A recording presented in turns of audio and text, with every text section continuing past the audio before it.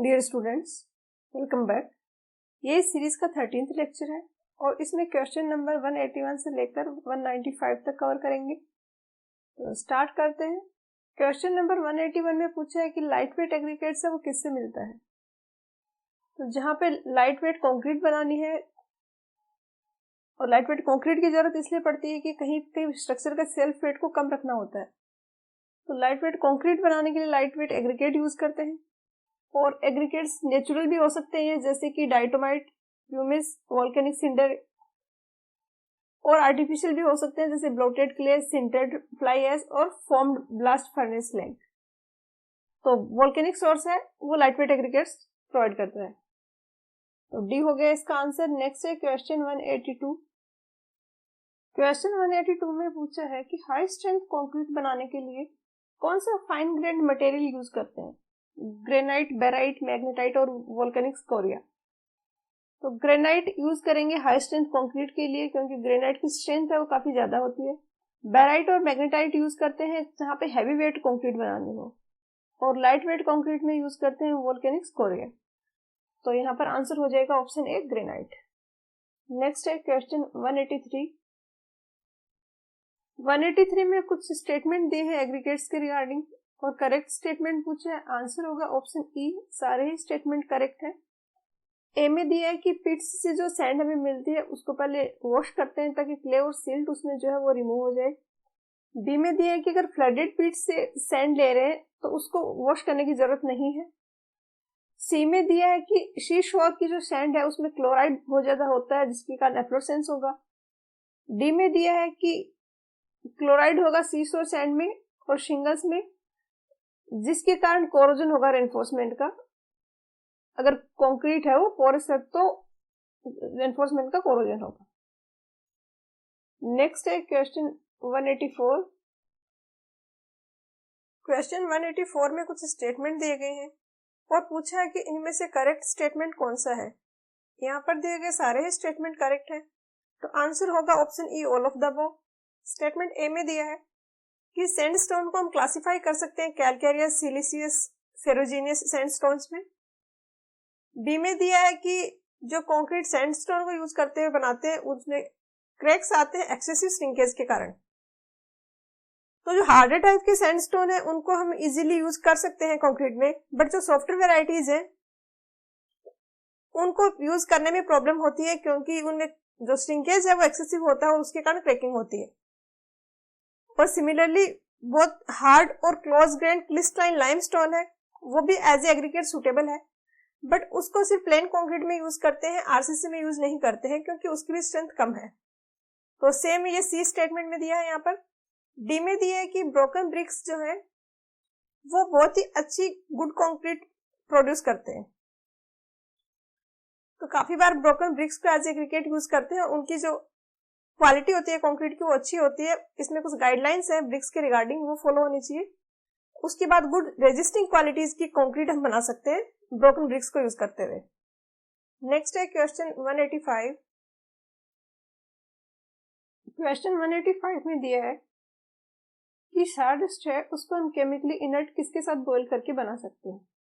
तो जब लकड़ी का काम होता है, फर्नीचर वगैरह बनाया जाता है, तो उसकी जब कटिंग की जाती है तो छोटा छोटा पाउडर फॉर्म में वेस्ट मटेरियल होता है, उसको बोलते हैं सॉडस्ट। और काफी बार इसको कंक्रीट में यूज कर लेते हैं। अगर सॉफ्टवुड की सॉडस्ट है तो लाइम के साथ उसको मिक्स कर सकते हैं, और अगर हार्डवुड की है तो फेरस सल्फेट के साथ और वाटर के साथ में इसको बॉईल करते हैं। इसको इनर्ट बनाने की जरूरत इसलिए है कि अगर हम इसको एज इट इज ऐसे का ऐसे यूज करेंगे तो ये सेटिंग और हार्डनिंग को एडवर्सली इफेक्ट करता है। तो ये ना हो इसके लिए इसको इनर्ट बनाने के लिए फेरस सल्फेट के साथ में बॉईल करते हैं। तो आंसर होगा ऑप्शन ए। नेक्स्ट है क्वेश्चन 186। क्वेश्चन 187 में दिया है कि वो कौन सी सैंड है जिसका वाटर सीमेंट रेशियो है वो हाई रिक्वायर्ड होगा। तो IS 383/1970 में सैंड को 4 जोन्स में डिवाइड किया हुआ है, और zone first to zone fourth की तरफ जाते हैं तो सैंड है वो फाइनर होते जाती है। और फाइन सैंड का सरफेस एरिया ज्यादा होता है। जैसे कि एक तो आपने इतना बड़ा एग्रीगेट लिया, इसके बजाय इसके 3-4 छोटे छोटे एग्रीगेट कर दिए, तो उसका सरफेस एरिया ज्यादा होगा, क्योंकि अभी तो ये आउटर था, जो था यही सरफेस एरिया, उसके बाद ब्रेक किया तो इस वाली लाइन के अलोंग ब्रेक किया तो यहाँ का सरफेस एरिया बढ़ेगा, फिर यहाँ से ब्रेक किया तो यहाँ का और एक्स्ट्रा सरफेस एरिया ऐड होगा। और पिछले क्वेश्चन में हमने देखा कि सरफेस एरिया जितना ज्यादा है वाटर रिक्वायरमेंट भी उतना ही ज्यादा होगा। तो जोन फर्स्ट टू फोर्थ की तरफ जाते हुए फाइनर एग्रीगेट्स में फाइनर सैंड है, तो सरफेस एरिया भी ज्यादा होगा और वाटर रिक्वायर्ड भी ज्यादा होगा। तो जोन फर्स्ट है जो कि कोर्स सैंड है, जिसका वाटर सीमेंट रेशियो है वो कम है, और जोन फोर्थ है जिसका वाटर सीमेंट रेशियो सबसे ज्यादा है। तो इसका काफी जगह आपको आंसर जोन फर्स्ट मिलेगा, बट इसका करेक्ट आंसर होगा वो जोन फोर्थ होगा, क्योंकि वो सैंड है वो फाइनर सैंड है। और रेफरेंस के लिए आप पिछले क्वेश्चन में जो मैंने मेंशन किया वो दे सकते हो, और यहाँ पर ये दिया हुआ है कि जोन फर्स्ट टू फोर्थ की तरफ जाते हुए फाइनर होती है सैंड। नेक्स्ट है क्वेश्चन 187। 187 में पूछा है कि जो जोन फर्स्ट की सैंड है वो क्या है, कोर्स है, मीडियम है, फाइन है।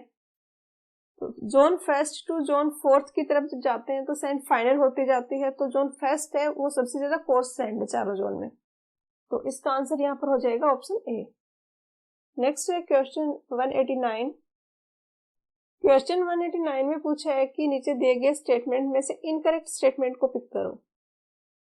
तो सी यहाँ पर है इनकरेक्ट स्टेटमेंट है, जिसमें दिया है कि सिंगल साइज एग्रीगेट्स है उनकी बल्क डेंसिटी मैक्सिमम होगी।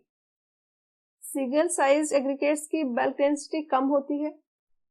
उसका रीजन ये है कि जैसे ये एग्रीगेट्स है, इनके बीच में जो वॉइड्स रह गए हैं वो खाली स्पेस रहेगा, जबकि अगर इसके अंदर स्मॉलर साइज के पार्टिकल्स भी होते तो जो लार्ज साइज के एग्रीगेट्स में वॉइड्स रह रहे हैं, स्मॉलर साइज के एग्रीगेट्स उन वॉइड्स को भर देते इस तरीके से, तो डेंसिटी वो मैक्सिमम होगी, और सिंगल साइज की होंगे तो कम होगी, मिनिमम होगी। तो आंसर यहाँ पर हो जाएगा ऑप्शन सी। ए में दिया है कि प्रॉपर्ली ग्रेडेड एग्रीगेट है तो बल्क डेंसिटी ज्यादा होगी, ऑब्वियसली ज्यादा होगी, क्योंकि जो लार्जर साइज के एग्रीगेट्स के वॉइड्स हैं, स्मॉलर साइज के एग्रीगेट्स उनको भरते जाएंगे। इसके बाद यहाँ स्मॉलर साइज के एग्रीगेट भरने के बाद जो स्पेस बच रहा है और भी छोटे कुछ एग्रीगेट्स हैं तो वो यहाँ पर आ जाएंगे। बहुत अच्छे से कॉम्पैक्ट स्ट्रक्चर बनेगा ये एग्रीगेट्स का। बी में दिया है कि single size aggregate bulk density is list, और यहाँ पर ये भी आप देख सकते हो कि ये कॉन्ट्राडिक्टरी स्टेटमेंट है, तो जनरली इस टाइप के स्टेटमेंट में से एक फिर आंसर इन्हीं में से होता है जो होगा। नेक्स्ट है क्वेश्चन 190। 190 में दिया है कि एग्रीगेट्स की बल्क डेंसिटी किस पे डिपेंड करती है। तो एग्रीगेट्स की बल्क डेंसिटी शेप पे भी डिपेंड करेगी, कॉम्पैक्शन पे भी करेगी, और ग्रेडिंग पे भी करेगी। अगर राउंडेड पार्टिकल्स हैं तो बल्क डेंसिटी ज्यादा होती है, अगर एलोंगेटेड फ्लेकी टाइप के एग्रीगेट्स हैं तो उतने कॉम्पैक्ट नहीं होंगे तो बल्क डेंसिटी कम होगी।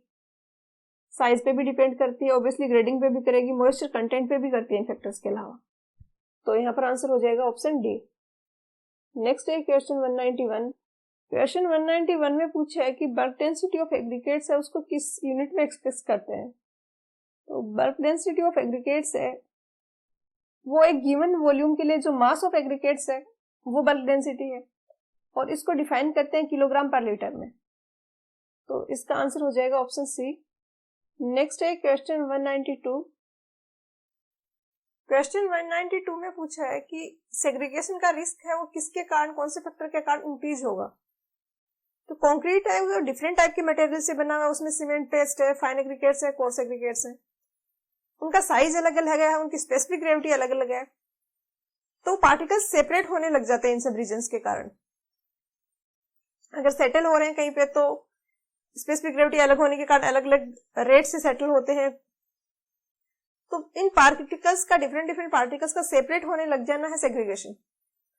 और अगर वेटर मिक्स है तो सेग्रीगेशन ज्यादा होगा। मैक्सिमम साइज ऑफ एग्रीगेट्स अगर ज्यादा यूज कर रहे हैं हम उस केस में भी सेग्रीगेशन ज्यादा होगा, और अगर कोर्स पार्टिकल यूज कर रहे हैं तो भी सेग्रीगेशन ज्यादा होता है। तो यहाँ पर आंसर होगा ऑप्शन डी होगा, all of the above. Next है क्वेश्चन 193। 193 में कुछ स्टेटमेंट दिए हैं और करेक्ट स्टेटमेंट पूछा है।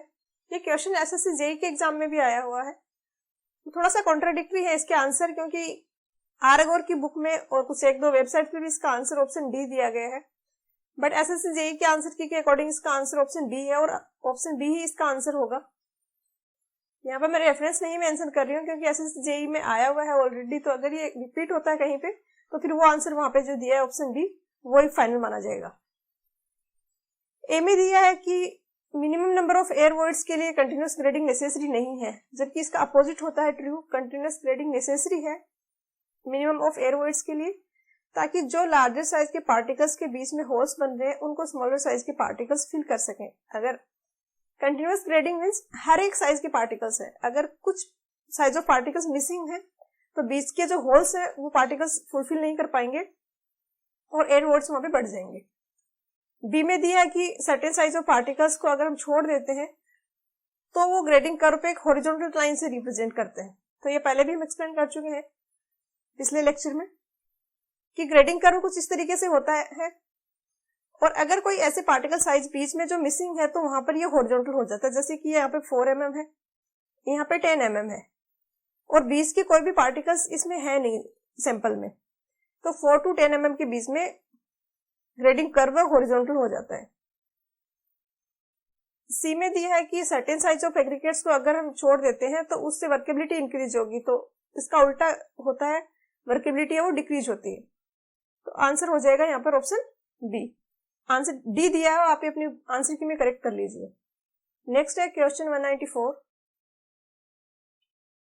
क्वेश्चन 194 है कि सेम नॉमिनल साइज के लिए कौन से टाइप ऑफ एग्रीगेट्स हैं जिनको कॉम्पैक्ट करने पे जो वॉइड्स हैं वो मिनिमम होंगे। तो राउंडेड स्फेरिकल पार्टिकल्स हैं उनके वॉइड्स मिनिमम होते हैं, ये 30 to 33% होता है और वॉइड्स मिनिमम होंगे और सरफेस एरिया भी मिनिमम होगा। तो जो वाटर रिक्वायर्ड है और सीमेंट पेस्ट रिक्वायर्ड है गुड कंक्रीट बनाने के लिए वो भी मिनिमम होगा। इरेगुलर एग्रीगेट्स है उनका वॉइड्स जो है वो होता है 35 to 38%। तो यहाँ पर आंसर हो जाएगा ऑप्शन ए। और आप देख भी सकते हो अगर स्फेरिकल राउंडेड पार्टिकल्स इस तरीके से एक के नीचे एक आ जाएंगे जब कॉम्पैक्ट करेंगे तो, और ये वॉइड सबसे कम होंगे। जबकि अगर फ्लेकी और ऐसे ऐसे कुछ एग्रीगेट्स हैं तो उतने अच्छे से कॉम्पैक्ट नहीं हो पाएंगे, जो वॉइड्स रह रहे हैं वो ज्यादा रहेंगे वहां पर।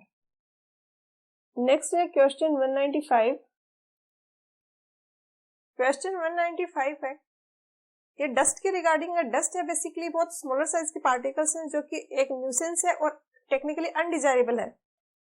तो इस पे लिमिटेशंस हैं कि जब जो एग्रीगेट्स हम ले रहे हैं उसमें डस्ट है वो इतने परसेंटेज से ज्यादा नहीं होना चाहिए। तो कोर्स ग्रेडिंग है उसमें 5% से ज्यादा नहीं होना चाहिए और लो वर्केबिलिटी की कंक्रीट अगर कहीं पे बना रहे हैं तो फाइन ग्रेडिंग है तो 10% से ज्यादा नहीं होना चाहिए और टोटल एग्रीगेट्स में 20% से ज्यादा नहीं होना चाहिए। तो यहाँ पर आंसर होगा ऑप्शन डी। आज के लेक्चर वीडियो में इतना ही, मिलते हैं नेक्स्ट वीडियो में। पढ़ाई करते रहिए, ऑल द वेरी बेस्ट।